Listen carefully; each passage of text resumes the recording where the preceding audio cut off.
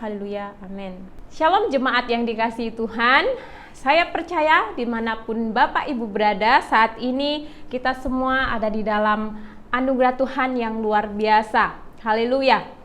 Bersama-sama kita akan buka Alkitab kita di 1 Petrus pasal 2 ayat yang ke-9. 1 Petrus pasal 2 ayat yang ke-9.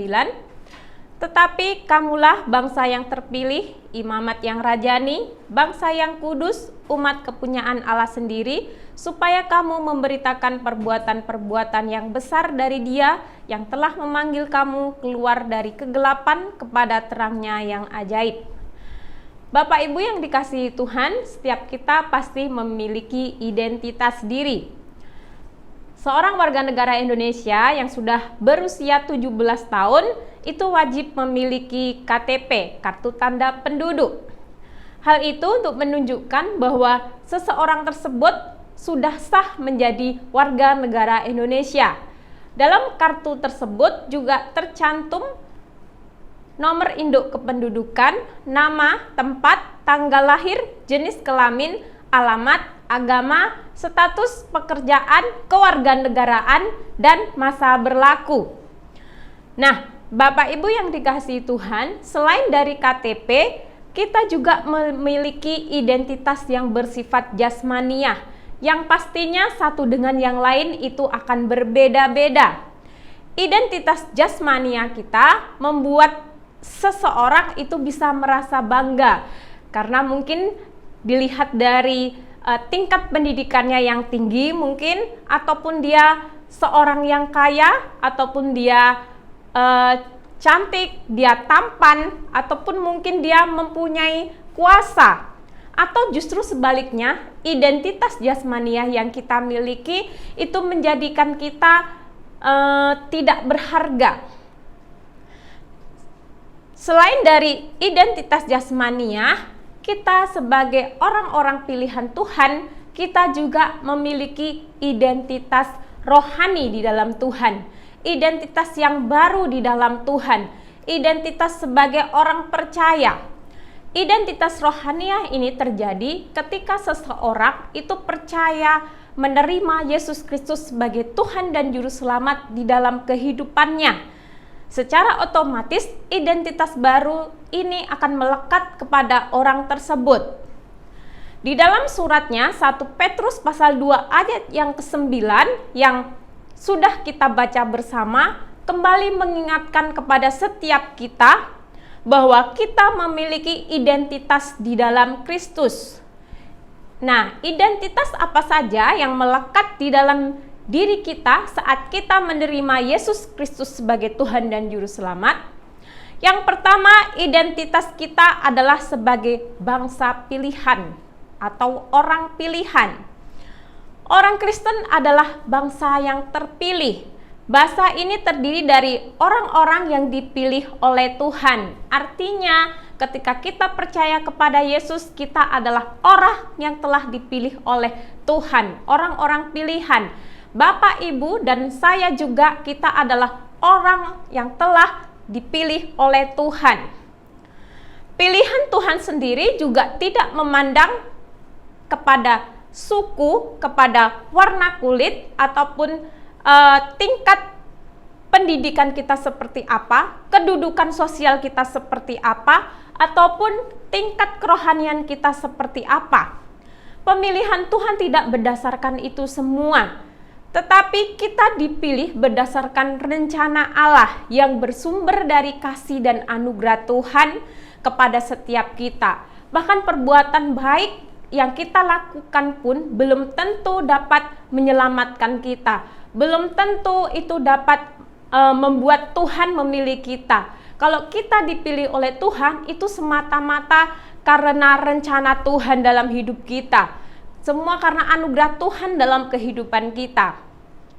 2 Timotius pasal 1 ayat yang ke-9 mengatakan, Dialah yang menyelamatkan kita dan memanggil kita dengan panggilan kudus, bukan berdasarkan perbuatan kita, melainkan berdasarkan maksud dan kasih karunia-Nya sendiri yang telah dikaruniakan kepada kita dalam Kristus Yesus sebelum permulaan zaman. Jadi setiap kita dipilih oleh Tuhan, setiap kita dipanggil oleh Tuhan dengan panggilan kudus, bukan berdasarkan pada apa yang kita miliki, ataupun bukan berdasarkan perbuatan baik kita.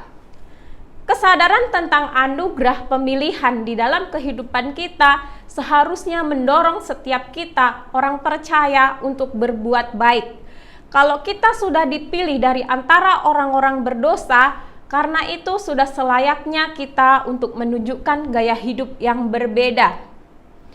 Kalau orang Yahudi melihat dirinya sebagai keturunan Abraham secara ras, kita orang Kristen melalui Kristus menjadi satu ras sebagai saudara. Makanya kita sering juga mendengar sebuah lagu yang berkata, dalam Yesus kita bersaudara, dalam Yesus kita bersaudara, dalam Yesus kita bersaudara, sekarang dan selamanya, dalam Yesus kita bersaudara. Jadi identitas kita yang pertama di dalam Tuhan itu adalah kita sebagai bangsa pilihan, orang pilihan. Yang kedua, identitas kita di dalam Tuhan, kita adalah imamat yang rajani.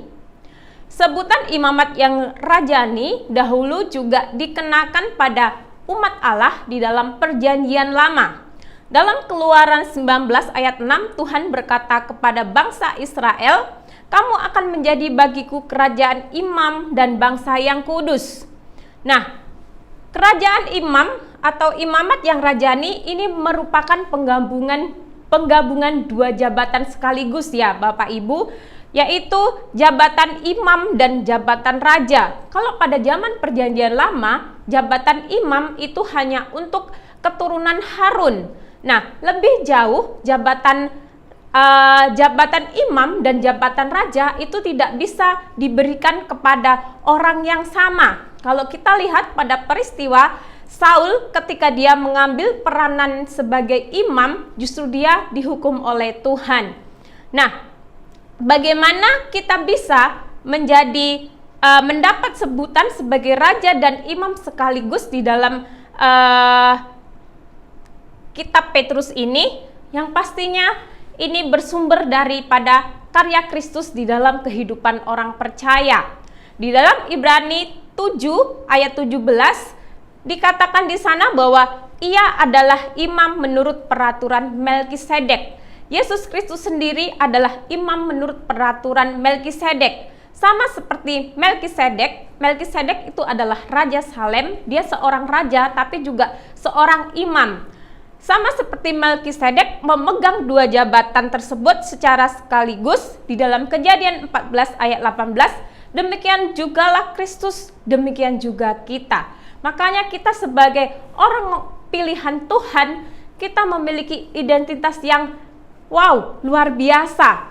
Kalau kita lihat kembali dalam Perjanjian Lama yang harusnya datang kepada Tuhan sebagai perantara antara Tuhan dengan umatnya, itu adalah para imam, dan yang harus masuk ke dalam ruang maha suci itu adalah imam besar untuk minta doa, untuk minta ampun kepada umatnya kalau mereka berdosa. Sekarang karena karya Kristus dalam kehidupan kita, kita bisa langsung datang kepada Tuhan. Amin. Kita langsung bisa bertemu dengan Tuhan. Kita punya akses langsung kepada Tuhan. Itu identitas kita sebagai orang percaya, yaitu kita imamat yang rajani. Tidak ada yang dapat menghalangi kita untuk kita bertemu dengan Tuhan. Yang ketiga, kita adalah bangsa yang kudus. Dalam Keluaran pasal 19 ayat 6, kamu akan menjadi bagiku kerajaan imam dan bangsa yang kudus. Inilah semuanya firman yang harus kau katakan kepada orang Israel. Kata kudus kalau kita lihat dalam bahasa aslinya itu berarti dipisahkan atau dikhususkan. Kata kudus itu berarti dalam bahasa Ibrani kados, dipisahkan atau dikhususkan. Jadi umat Israel merupakan umat yang dikhususkan atau dipisahkan dari bangsa-bangsa yang ada di sekitarnya. Mereka dikhususkan untuk menyembah kepada Tuhan, untuk melayani Tuhan. Bahkan di dalam cara mereka beribadah, di dalam gaya hidup mereka itu juga berbeda dari bangsa-bangsa yang ada di sekitarnya. Karena Allah telah mengkhususkan mereka untuk melayani Dia. Karena yang memanggil kita adalah Allah yang kudus, maka kita juga sebagai umatnya juga harus hidup kudus.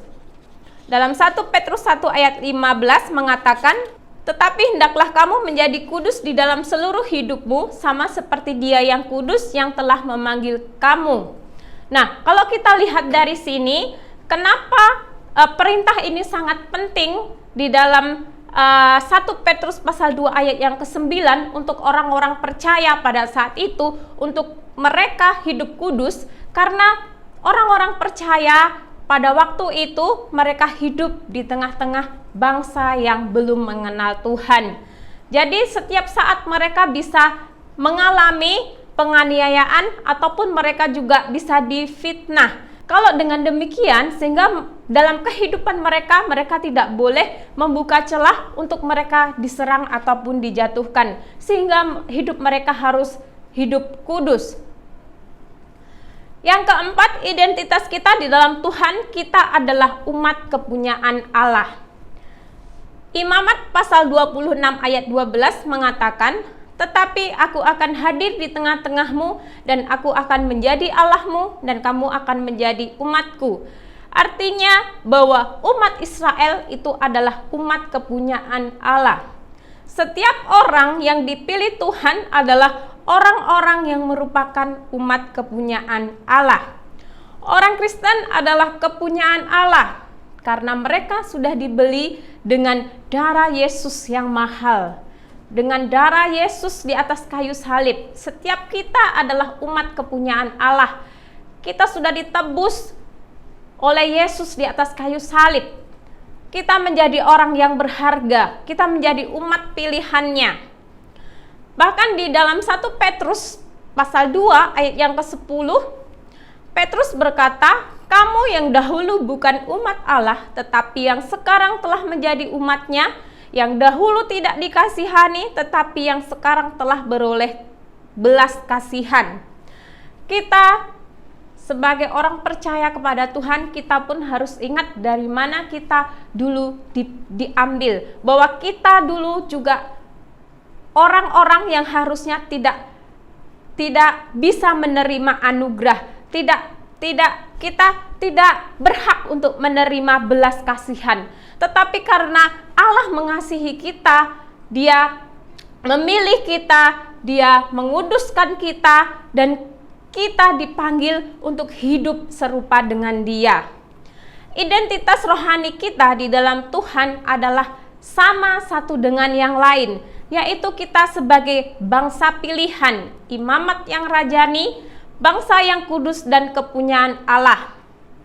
Identitas yang luar biasa yang Tuhan anugerahkan dalam kehidupan setiap kita. Nah, pertanyaannya sekarang adalah, untuk apa Tuhan memberikan identitas yang baru di dalam kehidupan kita? Apakah itu tidak ada maknanya ataupun itu tidak ada gunanya? Identitas yang Tuhan berikan dalam kehidupan kita, identitas yang baru tersebut mempunyai tujuan, yaitu supaya kita memberitakan perbuatan-perbuatan yang besar dari Tuhan. Perbuatan-perbuatan yang besar itu yang seperti apa? Yaitu membawa orang-orang yang hidup dalam kegelapan masuk ke dalam terang Tuhan yang ajaib. Nah, bagaimana caranya kita membawa mereka ke dalam terang Tuhan? Kita sebagai orang Kristen, jangan kita malu ataupun jangan kita jemu-jemu untuk bersaksi, untuk menceritakan kebaikan Tuhan dalam kehidupan kita. Bagaimana Tuhan menyelamatkan kita, bagaimana Tuhan membawa kita ke dalam rencana dan panggilannya, bagaimana Tuhan mengambil kita dari gelap bagaimana Tuhan menyelamatkan kita dari gelap dan kita dibawa ke dalam terangnya yang ajaib. Dan sampai sekarang kita bisa hidup di dalam terang kemuliaan nama Tuhan. Kalau setiap kita punya identitas yang baru, biarlah itu untuk memberitakan perbuatan yang besar dari Tuhan untuk memuliakan namanya. Haleluya. Puji nama Tuhan, kita satukan hati, kita berdoa.